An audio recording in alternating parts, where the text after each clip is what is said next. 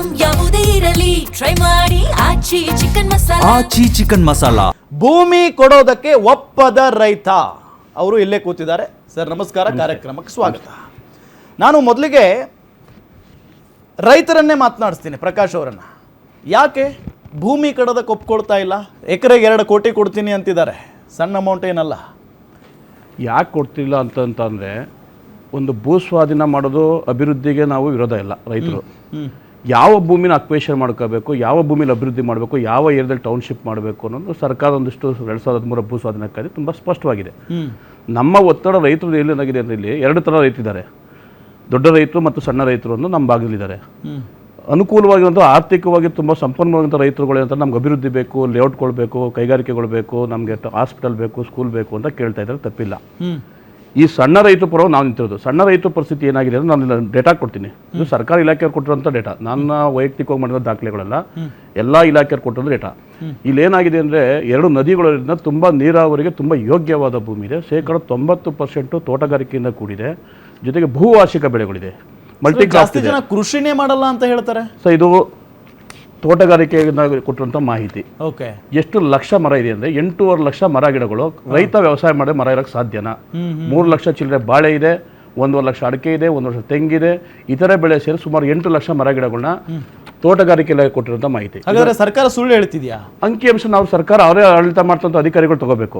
ಮೊದಲನೇದು, ಸಣ್ಣ ನೀರಾವರಿ ಇಲಾಖೆಯವರು 880 ಎಕರೆ ನಮ್ಮದು ಅಚ್ಚುಕಟ್ಟು ಪ್ರದೇಶ ಇರಿಗೇಷನ್ ಲ್ಯಾಂಡ್ಸ್ ಇದೆ ಅಂತ ಕೊಟ್ಟಿದ್ದಾರೆ.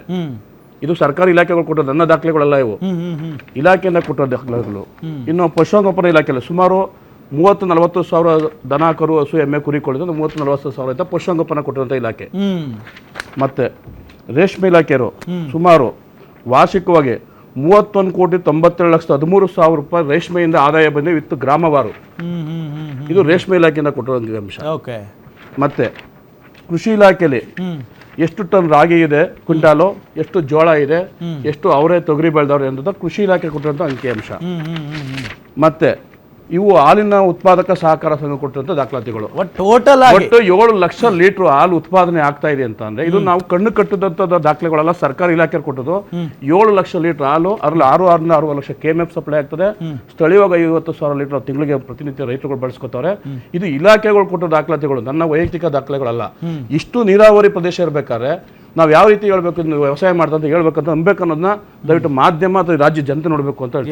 ರಘು ದೊಡ್ಡೇರಿ ಅವರೇ, ಏನು ಹೇಳ್ತೀರಿ? ಯಾಕೆ ಅಂತ ಅಂದರೆ, ಇಷ್ಟು ಜನ ನಿಮ್ಮ ಕಣ್ಣು ಮುಂದೆ ನಾವು ತೋರಿಸಿದ್ವಿ, ಅಲ್ಲಿ ಪ್ರತಿಭಟನೆ ಮಾಡ್ತಾ ಇದ್ದಾರೆ, ಇಷ್ಟೊಂದು ವಿರೋಧ ವ್ಯಕ್ತವಾಗ್ತಾ ಇದೆ. ನೀವು ನೋಡಿದರೆ ಹಠ ತೊಟ್ಟುಬಿಟ್ಟಿದ್ದೀರಿ, ಇಲ್ಲ ಮಾಡೇ ಮಾಡ್ತೀವಿ ಅಂತ ಹೇಳಿ. ಯಾಕೆ ಇಷ್ಟು ಹಠ?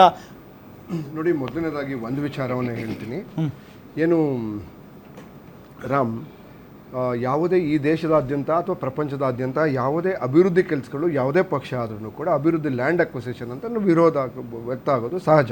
ನಾನು ಒಬ್ಬ ರೈತನ ಮಗನಾಗಿ, ನಾನೊಬ್ಬ ರೈತನಾಗಿ, ನನ್ನ ಆ ಭಾಗದಲ್ಲಿ ನನ್ನ ಜಮೀನಿದೆ. ಈಗೇನೋ ಮಾತಾಡ್ತಾ ಇದ್ದೀವಿ, ಆ ಭಾಗದಲ್ಲಿ ನಾನು ಆ ಭಾಗದ ಪ್ರದೇಶದ ರೈತ ಕೂಡ.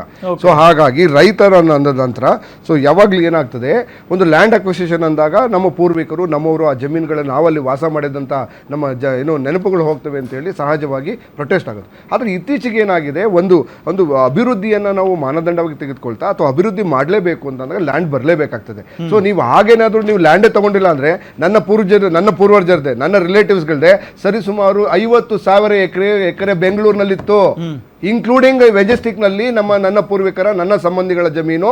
ಇವತ್ತು ಮೋರ್ ದೆನ್ 1 ಲಕ್ಷ ಎಕರೆ ಬೆಂಗಳೂರು ಎಲ್ಲ ಹೋಯ್ತು. ಯಾರಿಗೋಯ್ತು? ಹಾಗಾದ್ರೆ ನನ್ನ ಪೂರ್ವಿಕರಿಗೆ ಉತ್ತರ ಏನು ಕೊಡ್ತೀರಿ ನೀವು? ನನ್ನ ಪೂರ್ವಿಕರು ಸರಿಸುಮಾರು 1 ಲಕ್ಷ ಎಕರೆಯನ್ನ ಬೆಂಗಳೂರಿನ ಅಭಿವೃದ್ಧಿಗೆ ಬಿಟ್ಕೊಟ್ಟಿದ್ದೇವೆ. ಆ ಬೆಂಗಳೂರಿನ ಅಭಿವೃದ್ಧಿಗೆ ಇಡೀ ದೇಶದಾದ್ಯಂತ, ಇಡೀ ಪ್ರಪಂಚದಾದ್ಯಂತ ಹೆಸರು ಮಾಡೋದಕ್ಕೆ ಇವತ್ತು ಬೆಂಗಳೂರಿನ ಅಂದ್ರೆ ನಮ್ಮ ಜನರು ಇವತ್ತು ಒಂದು ಸ್ಯಾಕ್ರಿಫೈಸ್ ಮಾಡಿದ್ದಾರೆ. ಓಕೆ, ಸೊ ಅಂದ್ರೆ ಸ್ಯಾಕ್ರಿಫೈಸ್ ಏನಕ್ಕೆ ಮಾಡಿದೀವಿ? ಕೆಲವು ಅಭಿವೃದ್ಧಿ ಮಾಡಿದಾಗ ಕೆಲವು ಸ್ಯಾಕ್ರಿಫೈಸ್ ಅನ್ನು ಮಾಡಬೇಕಾಗ್ತದೆ. ಆದ್ರೆ ಈ ಪರ್ಟಿಕ್ಯುಲರ್ ಬಿಡದಿ ವಿಚಾರ ಮಾತಾಡ್ತಾ ಇರ್ತಕ್ಕಂಥದ್ದು ಅದನ್ನೇ ಹೇಳ್ತೇನೆ. ಇವತ್ತು ನಮ್ಮ DK ಶಿವಕುಮಾರ್ ಅವರು ಹೇಳಿದ್ದಾರೆ, 100% 80% ರೈತರು ಒಪ್ಕೊಂಡಿದ್ದಾರೆ. ನಿಮ್ಮ ಗ್ರೌಂಡ್ ರಿಯಾಲಿಟಿ ತೆಗೆದುಕೊಳ್ಳಿ, ಅಲ್ಲಿ 9 ಗ್ರಾಮದ ಸರಿಸುಮಾರು 9,718 ಎಕರೆ ಏನೋ ತಗೊಳ್ತಾ ಇರೋದು. ಸೊ ಅದರಲ್ಲಿ 80% ಈಗೇನು ಪ್ರೊಟೆಸ್ಟ್ ಮಾಡ್ತಾ ಇದ್ದಾರೆ ಸಹಜ. ಎಲ್ಲ ಆದರೆ ನಾವು ಕನ್ವಿನ್ಸ್ ಮಾಡ್ತೀವಿ, 80% ಜನರನ್ನ ಕನ್ವಿನ್ಸ್ ಮಾಡಿದ್ದೇವೆ. ಮತ್ತು ಫಸ್ಟ್ ಟೈಮ್ ಹಿಸ್ಟ್ರಿ, ನಾನೇನೆ ನನ್ನ ಮಿತ್ರರೊಬ್ಬರು ಕೇವಲ ಒಂದು ವರ್ಷದ ಹಿಂದೆ ನೋಟಿಫೈ ಆಗೋದಕ್ಕೆ ನಾವು ಮೊದಲು ಹೋಗಿ ಅಲ್ಲಿ ಜಮೀನು ತೆಗೆದುಕೊಂಡಿದ್ರು. 35 ಲಕ್ಷಕ್ಕೆ 1 ಎಕರೆ ಕೊಡಕ್ಕೆ ರೆಡಿ ಇದ್ರು. 35 ಲಕ್ಷ ನನ್ನ ಮಿತ್ರ ತೆಗೆದುಕೊಳ್ಳಕ್ ಹೋಗಿದ್ರು.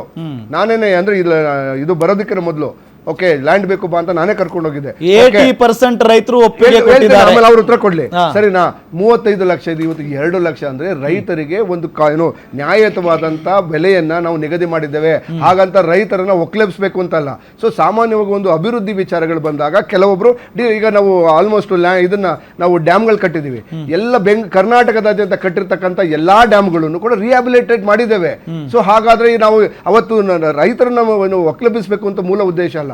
ಆದ್ರೆ 10 ಜನಕ್ಕೆ ತೊಂದರೆ ಆದಾಗ 1000 ಜನಕ್ಕೆ ಅನುಕೂಲ ಆಗ್ತದೆ ಅಂತ ಹೇಳಿ ಆ 10 ಜನರ ತ್ಯಾಗವನ್ನ ನಾವು ಸ್ಮರಿಸ್ತಾ ಇದ್ದೇವೆ. ಆ 10 ಜನರ ತ್ಯಾಗ ಏನಕ್ಕೆ ಅಂತಂದ್ರೆ ಇವತ್ತು ಅದನ್ನ ಮಾಡಿದ್ ನಾವಲ್ಲ. ಮೊದಲನೇದಾಗಿ 2006ರಲ್ಲಿ ಇವತ್ತು ಏನೋ ಪ್ರಶ್ನೆಯನ್ನು ಮಾಡ್ತಾ ಇದೀವಿ, ಮನೆ ಕುಮಾರಣ್ಣನವರೇ ಇವತ್ತೇನು ಬೀದಿನಲ್ಲಿ ರಂಪ ಮಾಡ್ತಿದಾರಲ್ಲ ಅದರ ಮೂಲ ಕರ್ತೃ ನೀವೇನೆ, ಅದರ ಪಾಪದ ಕೂಸೆ ನೀವು. ಯಾರ ಜೊತೆ ಡೀಲ್ ಮಾಡ್ಕೊಂಡಿದ್ರಿ? DLF ಜೊತೆ ಡೀಲ್ ಮಾಡ್ಕೊಂಡಿದ್ದಾರೆ ಯಾರು ಸ್ವಾಮಿ? ಮನೆ ಕುಮಾರಸ್ವಾಮಿ ಅವರೇ. ಯಾಕೆ ಕುಮಾರಸ್ವಾಮಿ ಅವರ ಬಿಜೆಪಿ ಕ್ರಿಟಿಸೈಸ್ ಮಾಡ್ತಾ ಇದ್ರು? ಭೂ ಕಳ್ರ ಅಂದ್ರು, ಕರೆಂಟ್ ಕಳ್ಳ ಅಂತ ಕರೆದ್ರು. ಲ್ಯಾಂಡ್ ಅನ್ನ ಅವರದೇ ಏನು ದಲಿತರ ಜಮೀನನ್ನ ಕದ್ಕೊಂಡೋದ್ರು ಅಂತ ನಾನಲ್ಲ ಹೇಳಿದ್ದು, ಬಿಜೆಪಿ ಹೇಳಿದ್ದು. ಅವ್ರ ಜೊತೆ ಇವ್ರು ಸೇರ್ಕೊಂಡಿದ್ದಾರೆ.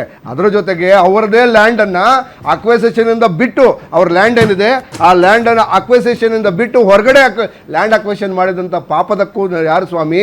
ನೀವೇನೆ. ನೀವು ಹಾಗೆ 2000 ಒಂದು ನಿಮಿಷ ಸಮಯ ಕೊಡಿ. 2006 ಕ್ರೋನಾಲಜಿ ಹೇಳೋಣ ರಾಜ್ಯ ಜನತೆಗೆ.